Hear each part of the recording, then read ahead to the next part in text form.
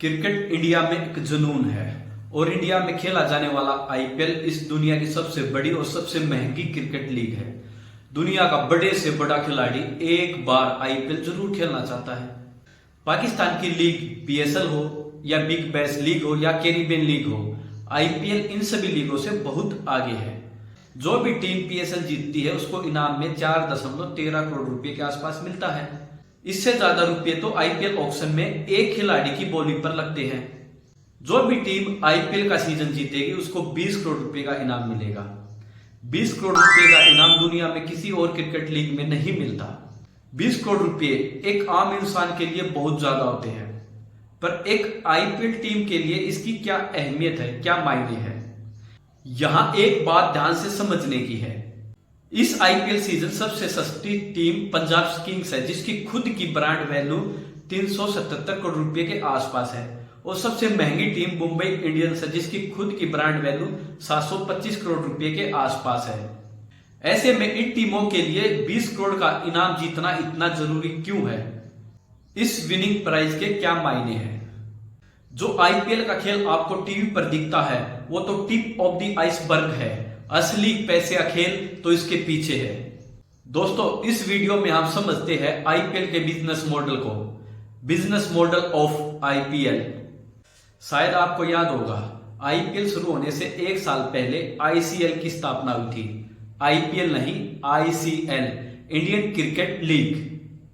इसे एक private company ने शुरू किया था जिसका नाम था जी एंटरटेनमेंट। ये वही कंपनी है जो टीवी पर जी न्यूज और जी टीवी चलाती है।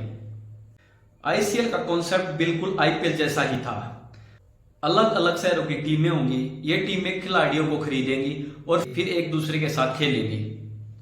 आईसीएल शुरू तो हो गया, लेकिन हमारे क्रिकेट बोर्ड बीसीसीआई ने इसे मान्यता नहीं दी और ना ही आईसीसी ने मान्यता दी। इनफैक्ट ये दोनों बहुत नाराज हुए क्योंकि बहुत सारे खिलाड़ी आईसीएल खेलने जा रहे थे। अब यहां बीसीसीआई ने एक चाल चली। बीसीसीआई ने अपने घरेलू मैचों में खिलाड़ियों की सैलरी बढ़ा दी और सभी खिलाड़ियों को यह कहा कि जो भी खिलाड़ी आईसीएल में खेलने जाएगा उसे हम आजीवन बैन कर देंगे बीसीसीआई के सभी टूर्नामेंटों से। क्योंकि बीसीसीआई कभी नहीं चाहता था कि कोई ऐसी क्रिकेट लीग चले जो उसके कंट्रोल में ना हो। फिर सितंबर 2007 में बीसीसीआई ने खुद की एक आईसीएल जैसी लीग की घोषणा की, इंडियन प्रीमियर लीग यानी आईपीएल।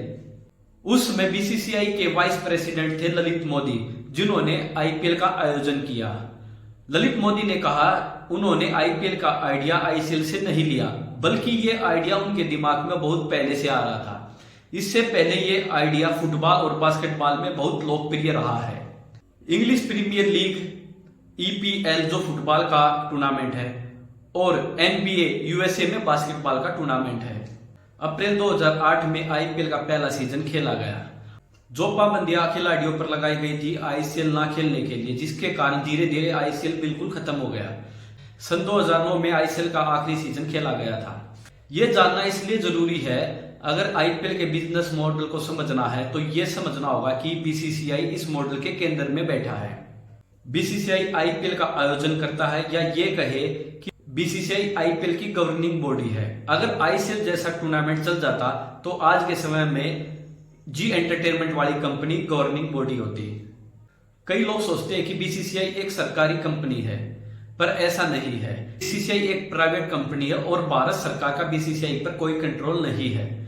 केवल बात यहां यह है, आईसीसी ये मानता है कि भारत में केवल बीसीसीआई है जो भारतीय क्रिकेट टीम को हेड करता है, और बीसीसीआई के अलावा 3 और कंपोनेंट्स है इस आईपीएल मॉडल में।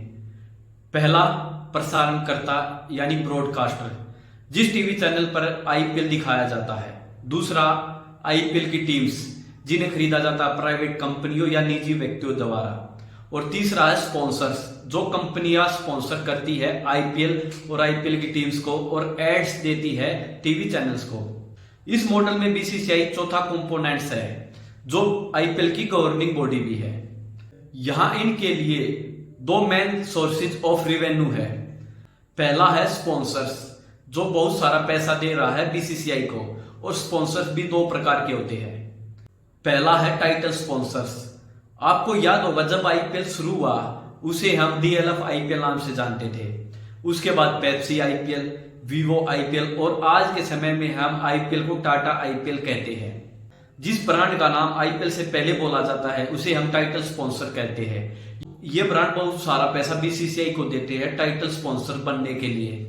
IPL के पहले 5 सीजन के लिए DLF IPL का टाइटल स्पॉन्सर बना रहा है, जिसके लिए DLF ने BCCI को हर साल 40 करोड़ रुपए दिए। DLF के बाद पेप्सी IPL का टाइटल स्पॉन्सर बना, जिसके लिए पेप्सी ने हर साल 79 करोड़ रुपया BCCI को दिया। इसके बाद आया वीवो, जिसने BCCI को बहुत सारा पैसा दिया। सन 2016-17 में वीवो ने 100 करोड़ रुपए और सन 2018-19 में वीवो ने BCCI को 440 करोड़ रुपए हर साल दिए। 2020 का टाइटल स्पॉन्सर ड्रीम 11 बना, क्योंकि 2020 में इंडिया और चाइना का विवाद हुआ, जिसके कारण वीवो को पीछे हटना पड़ा। वीवो एक चाइनीज कंपनी है। 2021 में वीवो फिर वापस आया 440 करोड़ रुपए के साथ। इन सब के बाद आया टाटा ने IPL का टाइटल स्पॉन्सर बनने के लिए 330 करोड़ रुपए के आसपास हर साल BCCI को दिए। और अब अगले 5 साल के लिए 2024 से 28 तक टाटा IPL का टाइटल स्पॉन्सर बना रहेगा, जिसके लिए टाटा 500 करोड़ रुपए हर साल BCCI को देगा टाइटल स्पॉन्सर बनने के लिए। BCCI को टाइटल स्पॉन्सर से जो पैसा मिलता है उसका 50% अपने पास रखती है और बाकी 50% टीम्स को दे देती है।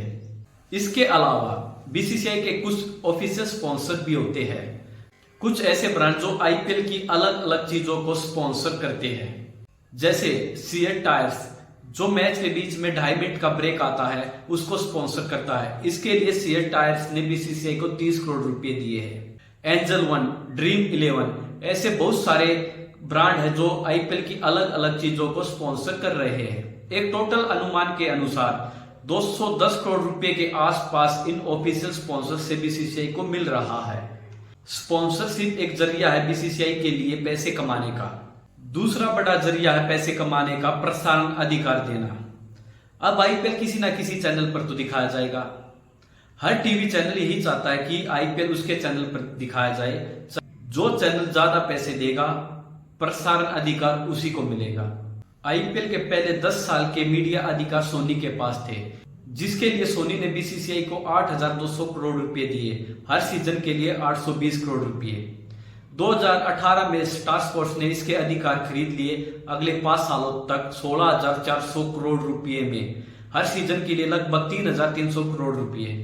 और फिर से स्टार स्पोर्ट्स ने 2023 से 2027 तक टीवी के अधिकार खरीद लिए, जिसके लिए स्टार स्पोर्ट्स ने BCCI को 23,575 करोड़ रुपए दिए हैं अगले 5 सालों तक। वहीं BCCI ने अपने डिजिटल अधिकार वाईकॉम 18 कंपनी को बेच दिए 20,500 करोड़ रुपए में। यानी BCCI ने 2023 से 27 तक अपने अधिकार 44,075 करोड़ रुपए में दिए हैं। हर एक मैच की कीमत यहाँ 107 करोड़ रुपए पड़ेगी। यहाँ भी BCCI प्रसारण से जो पैसा मिलता है उसका 50% अपने पास रखती है और बाकी 50% टीम्स को देती है। अगर ब्रॉडकास्टर के नजरिए से देखें तो अगर आपको स्टार स्पोर्ट्स पर 10 सेकंड की एड चलवानी है तो उसके लिए आपको स्टार स्पोर्ट्स को 16.5 करोड़ रुपए के आसपास देने होंगे। अब एक IPL टीम के नजरिए से देखते हैं। IPL टीम को प्राइवेट कंपनियों के द्वारा खरीदा जाता है या निजी व्यक्तियों के द्वारा। ये सेलिब्रिटी और बिजनेसमैन हो सकते हैं। एक IPL टीम को खरीदने के बाद काफी चीजों पर खर्चा करना पड़ता है। खिलाड़ियों को खरीदने के लिए, खिलाड़ियों को सैलरी देने के लिए टीम को काफी खर्चा करना पड़ता है। उनके साथ खिलाड़ियों की ट्रेनिंग, खिलाड़ियों के ट्रांसपोर्ट पर ये सारा खर्चा IPL की टीम उठाती है।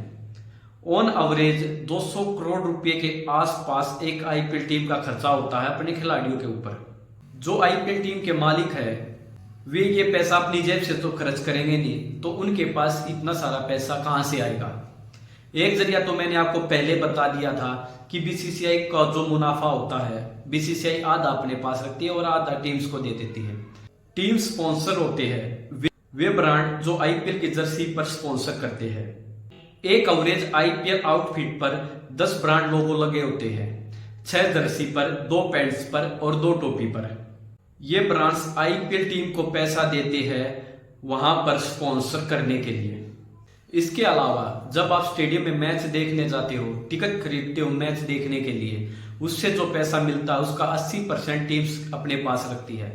आसान शब्दों में कहे, जिस स्टेडियम में मैच हो रहा है उसकी होम टीम को टिकट्स का 80% पैसा मिलता है, बाकी 20% पैसा होम स्टेट क्रिकेट एसोसिएशन के पास जाता है।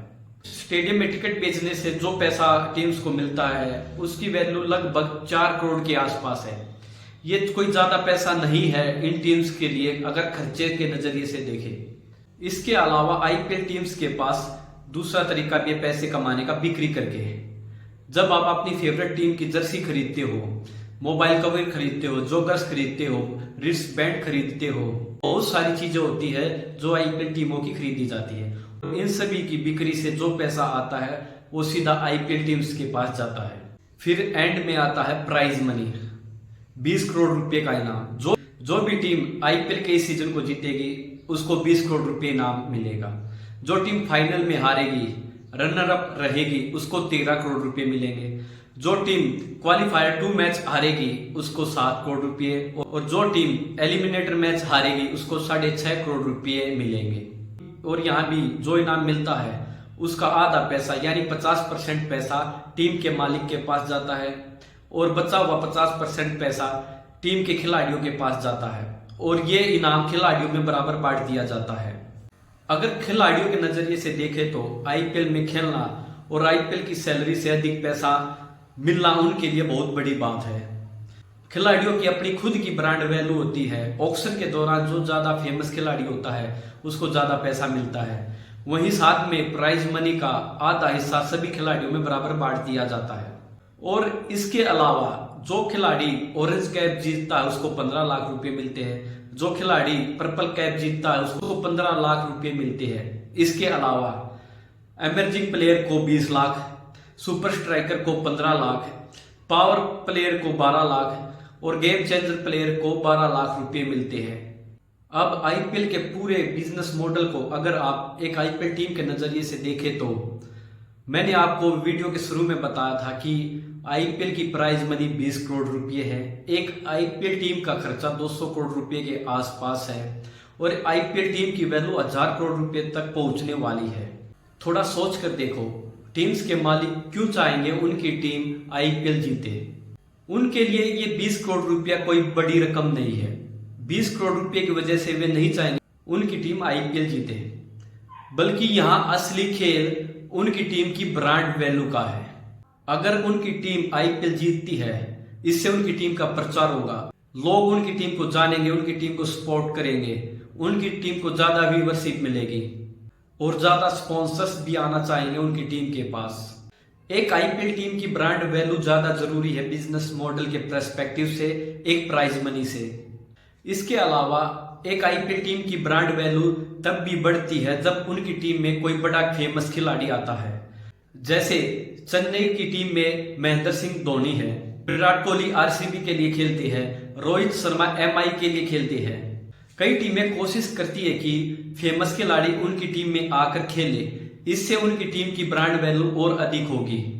अक्सर फेमस सुपरस्टार, बॉलीवुड स्टार या सेलिब्रिटी, अक्सर फेमस बॉलीवुड स्टार, सेलिब्रिटी और बिजनेसमैन भी आईपीएल टीम्स की ब्रांड वैल्यू बढ़ाते हैं। जैसे शाहरुख खान केकेआर के लिए, मुकेश अंबानी एमआई के लिए उनकी ब्रांड वैल्यू बढ़ाते हैं। आईपीएल की कुछ टीम अपनी हिस्सेदारी बेच देती है ताकि दूसरी प्राइवेट कंपनी खरीद सके। जैसे कि चेन्नई सुपर किंग्स ने 6.04% हिस्सेदारी एलआईसी को दे रखी है। वहीं राजस्थान ने अपनी 15% हिस्सेदारी रेड बर्ड कैपिटल पार्टनर्स को दी है। कुछ इस तरह से काम करता है आईपीएल का बिजनेस मॉडल ऑफ आईपीएल।